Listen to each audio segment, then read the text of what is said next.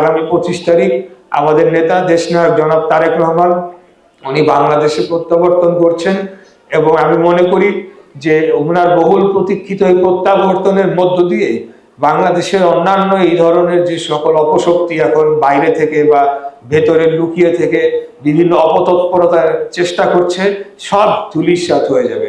আওয়ামী লীগ যে কি বড় সন্ত্রাসী, আওয়ামী লীগের যে মজ্জাগতভাবে সন্ত্রাসী একটি দল, সেটি আমাদেরকে তো অন্তত নতুন করে বোঝানোর দরকার নেই। আমরা 17 বছর এরকম বহু ঘটনার শিকার আমরা হয়েছি।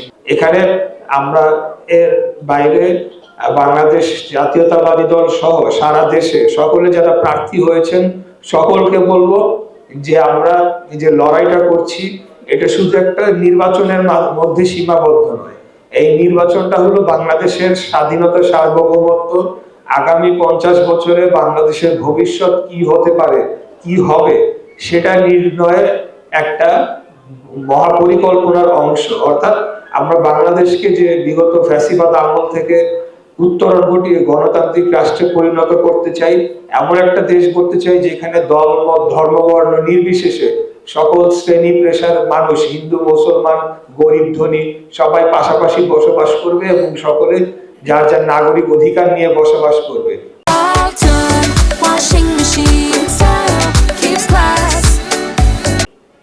এবং এখানে কোনো ভয় ভীতির চর্চা থাকবে না, এখানে কোনো পেশি শক্তির ব্যবহার, সন্ত্রাসের ব্যবহার হবে না। এই বাংলাদেশ যারা গড়তে দিতে চায় না, যারা পলাতক ফ্যাসিস্ট শক্তি, যারা দেশ থেকে বিতাড়িত হয়েছে, যারা যে কোনো মূল্যে বাংলাদেশের স্বাধীনতা সার্বভৌমত্ব আগেও তারা বিক্রি করে দিয়েছে, আবারও সেটাকে জলাঞ্জলি দিয়ে তারা প্রয়োজনে বলে আবারও তারা ফিরতে চায়, ক্ষমতায় ফিরতে চায়, এটা তাদেরই কর্মকাণ্ড, তাদেরই এখানে মূল পরিকল্পনা বলে এটা দিন দুপুরে স্পষ্টভাবে পরিষ্কার হয়ে আসছে। তাই আমি বলবো এই মুহূর্তে সকল রাজনৈতিক দল এবং অন্যান্য যারা ক্রিয়াশীল শক্তি রয়েছে আমাদেরকে ঐক্যবদ্ধভাবে এই আওয়ামী লীগ যে কি বড় সন্ত্রাসী, আওয়ামী লীগের যে মজ্জাগতভাবে সন্ত্রাসী একটি দল, সেটি আমাদেরকে তো অন্তত নতুন করে বোঝানোর দরকার নেই। আমরা 17 বছর এরকম বহু ঘটনার শিকার আমরা হয়েছি, বহু গুলির মুখে আমরা দাঁড়িয়েছি, বহু তাদের রাষ্ট্রীয় সন্ত্রাসের শিকার আমরা অনবরত বাংলাদেশ জাতীয়তাবাদী দল লড়াই করে আসছে। তাই আমরা এইসব গুলিকে কোনো তোয়াক্কা করি না। এরকম ঠিক আছে, এরকম এখন চোরের মতো এসে সামনাসামনি যদি তাদের সেই সাহস থাকতো, সেই সাহস নাই, তারা কাপুরুষের মতো চোরের মতো গুলি করে দিয়ে পালায় যাবে আর মনে করবে যে আমরা ভয় পেয়ে যাব, বাংলাদেশকে যে আমরা আবার স্বাধীন সার্বভৌম গণতান্ত্রিক রাষ্ট্রে পরিণত করার জন্য আমরা যে লড়াইটা করছি সেটা থেমে যাবে, সেটা সম্পূর্ণরূপে ভুল প্রমাণিত হবে। সকল প্রার্থী যারা রয়েছে তাদেরকে আহ্বান জানাবো, আপনারা যে যার জায়গায় অবস্থানে শক্ত থাকুন। খুব অতি দ্রুতই, অতি শীঘ্রই এই সন্ত্রাসীদেরকে আমরা চিহ্নিত করে আমরা তাদেরকে ধরার ব্যবস্থা করব এবং বাংলাদেশে আওয়ামী লীগের যে ইস্যুটা রয়েছে সেটাকে একটা স্থায়ীভাবে সমাধান করার জন্য, তাদের দলীয়ভাবে তাদের বিচার করার জন্য আমরা আগামী দিনে পদক্ষেপ নেব ইনশাআল্লাহ। এটি আমি আপনাদেরকে বলতে চাই। সর্বশেষ যে কথাটি বলতে চাই যে আগামী 25 তারিখ আমাদের নেতা দেশনায়ক জনাব তারেক রহমান উনি বাংলাদেশে প্রত্যাবর্তন করছেন এবং আমি মনে করি যে ওনার বহুল প্রতীক্ষিত এই প্রত্যাবর্তনের মধ্য দিয়ে বাংলাদেশের অন্যান্য এই ধরনের যে সকল অপশক্তি এখন বাইরে থেকে বা ভেতরে লুকিয়ে থেকে বিভিন্ন অপতৎপরতার চেষ্টা করছে সব ধূলিসাৎ হয়ে যাবে।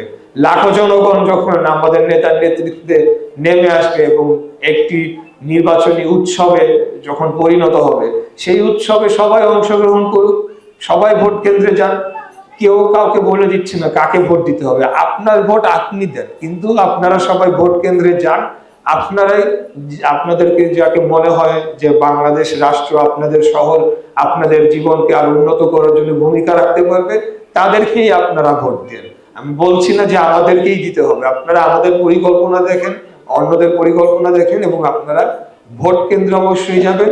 এই খুনি আওয়ামী লীগ যে এখন একটা ভীতি সঞ্চারের চেষ্টা করছে সেটাকে আমরা সম্মিলিতভাবে রুখে দেবো ইনশাআল্লাহ। যেভাবে তাদেরকে বিতাড়িত করা হয়েছিল আবারও বাংলাদেশ ঐক্যবদ্ধ রয়েছে তাদের বিরুদ্ধে বাংলাদেশকে রক্ষা করার জন্য। এই বলে আজকে আবারও সকলকে ধন্যবাদ জানিয়ে, বিশেষ করে আমাদের প্রধান অতিথি জনাব হেলাল খান, রোকন ভাই, আমাদের টিপু, জনাব টিপু এবং জনাব কাদির এবং অন্যান্য সকল নেতৃবৃন্দ, সবাইকে আমি ধন্যবাদ জানাচ্ছি যে অত্যন্ত ধৈর্য সহকারে আপনারা অপেক্ষা করেছেন এবং আমার বক্তব্য শুনেছেন, সেটার জন্য আপনাদেরকে অশেষ ধন্যবাদ জানিয়ে আমার বক্তব্য এখানে শেষ করছি। খোদাফেজ। বাংলাদেশ জিন্দাবাদ, বাংলাদেশ জাতীয়তাবাদী দল জিন্দাবাদ, শহীদ রাষ্ট্রপতি জিয়া রহমান আমাদের দেশের নেত্রী খালেদা জিয়া দীর্ঘজীবী হন, আমাদের নেতা দেশ খালেদা জিয়া। আসসালামু আলাইকুম।